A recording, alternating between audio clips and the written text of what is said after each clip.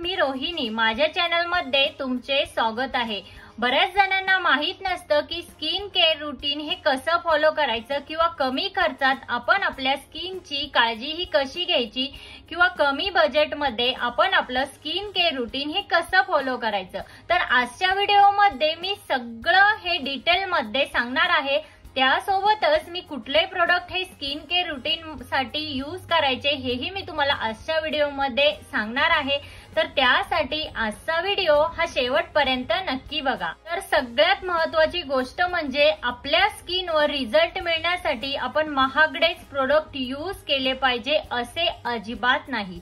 कमी खर्चामध्येही आपण आपलं स्किन केअर रूटीन हे फॉलो करून आपण आपली स्किन ही तुकतुकीत, ग्लोईंग आणि सॉफ्ट आणि स्पॉटलेस नक्कीच ठेवू शकतो।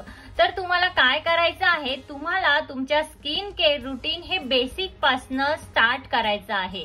तर बेसिक स्किन केअर रूटीन म्हणजे काय, आता त्यामध्ये सगळ्यात पहिल्यांदा जे येतं ते म्हणजे क्लिन्झिंग म्हणजे फेस वॉश। आता क्लिन्झिंगने काय होतं की आपल्या चेहऱ्यावर जी डस्ट असते, जी डर्ट असते ती प्रॉपरली रिमूव्ह होण्यासाठी मदत होते। तर तुम्ही दिवसातनं 2 वेळा क्लिन्झिंग हे करायलाच हवं।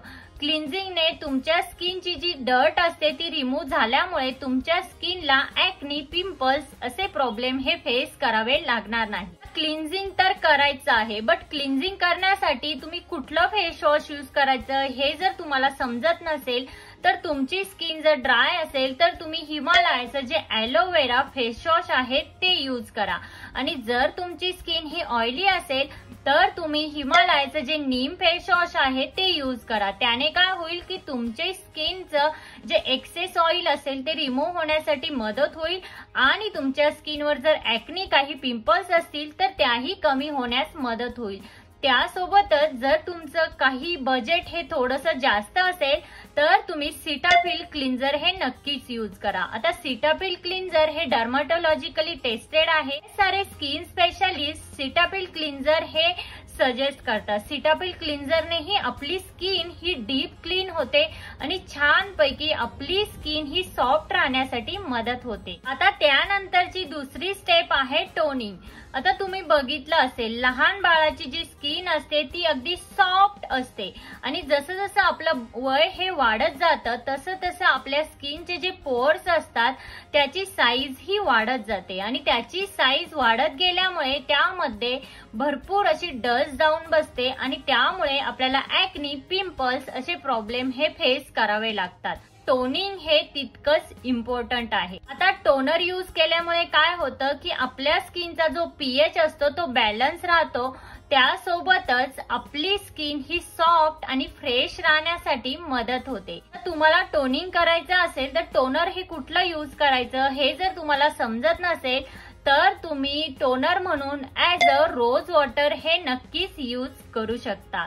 आता रोज वॉटर हे ऑल स्किन टाइप साठी सुटेबल आहे। तुम्ही टोनर हे कधी यूज करायचं, जेव्हा तुम्ही फेस वॉश करता त्यानंतर तुम्ही कॉटन बॉलच्या हेल्पने तुम्ही तुमच्या फेसवर टोनर हे अप्लाय करू शकता। आता त्यानंतरची तिसरी स्टेप आहे मॉइश्चरायझिंग। मॉइश्चरायझिंग ही आपल्या स्किन केअर रूटीन मधली खूप महत्वाची स्टेप आहे।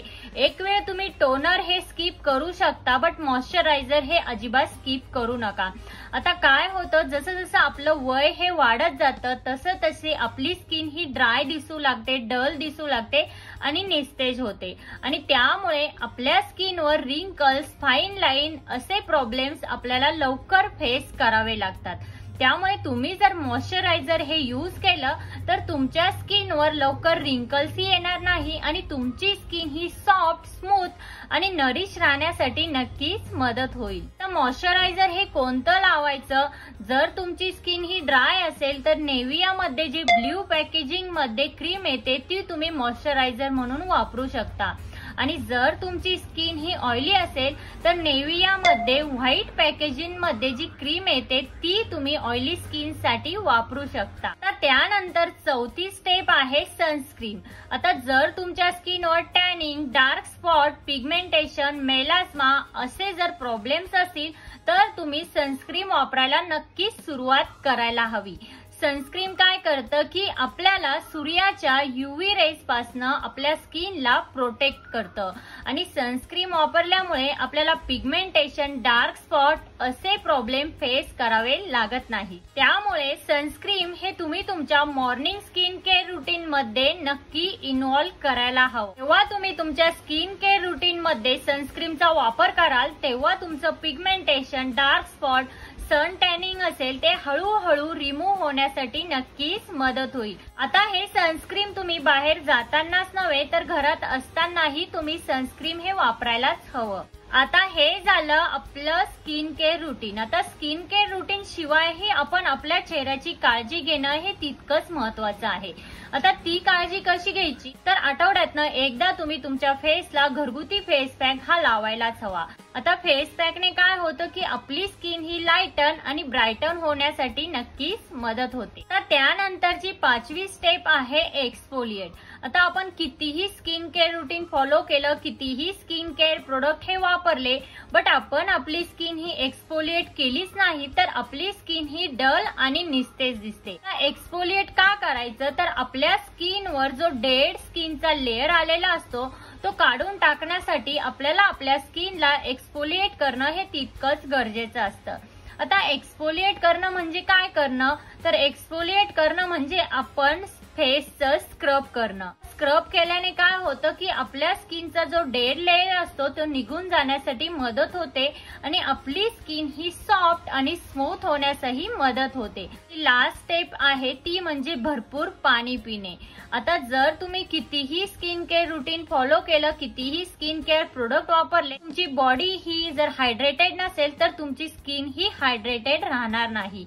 त्यामुळे तुम्ही दिवसातनं 7 ते 8 ग्लास पाणी हे प्यायलाच हवं। याने काय होईल की तुमची बॉडी आणि तुमची स्किन ही हायड्रेटेड राहील आणि तुकतुकीत दिसण्यासाठी नक्कीच मदत होईल। तर फ्रेंड्स, आजच्या व्हिडिओमध्ये इतकंच। आजचा व्हिडिओ हा तुम्हाला कसा वाटला? आजचा व्हिडिओ जर तुम्हाला हेल्पफुल वाटला असेल तर तुमच्या फॅमिली आणि फ्रेंड्स सोबत नक्की शेअर करा। त्यासोबतच तिथे जे बेल आयकॉन आहे ते प्रेस करा, जेणेकरून जेव्हा मी नवीन व्हिडिओ अपलोड करेन तेव्हा त्याचे नोटिफिकेशन हे सगळ्यात पहिल्यांदा तुम्हाला येईल। भेटूया अशाच एका नवीन व्हिडिओमध्ये, तोपर्यंत काळजी घ्या। Thank you everyone.